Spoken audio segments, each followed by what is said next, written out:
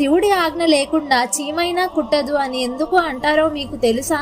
ఒక రోజు పార్వతీదేవి చిరునవ్వుతో శివుడిని అడిగింది, ప్రభు, మనుషులెందుకు ప్రతి చిన్న విషయానికి శివుడి ఆజ్ఞ కావాలి అంటారు? అప్పుడు శివుడు ప్రశాంతంగా అన్నాడు, దేవి, ఈ జగత్తులో జరిగే ప్రతి కదలిక వెనుక ఒక సమయం, ఒక కారణం, ఒక దైవ సంకల్పం ఉంటుంది అని. అలా చెప్పి పక్కనే నడుస్తున్న ఒక చిన్న చీమను ఉదాహరణగా చూపించాడు. చెట్టు కింద ఒక మనిషి నిద్రపోతున్నాడు. శివుడు మెల్లగా ఇలా అన్నాడు, ఇప్పుడు ఈ చీమ అతనిని కుట్టకూడదు అని. చీమ అతని కాలి మీదికి చేరింది కానీ కుట్టలేదు. పార్వతీదేవి ఆశ్చర్యంతో చూస్తుండగానే శివుడు మరో మాట అన్నాడు, ఇప్పుడు ఆ చీమ అతనిని కుట్టవచ్చు అని. అదే క్షణంలో చీమ కుట్టింది. అప్పుడు శివుడు మృదువుగా చెప్పాడు, పార్వతి, ఈ లోకం మొత్తం ఒకే శక్తితో నడుస్తోంది. ఆ శక్తి అనుమతి లేకుండా గాలి కదలదు, ఆకు రాలదు, చీమైనా కుట్టదు అని. అందుకే భక్తులు నమ్మకంగా అంటారు,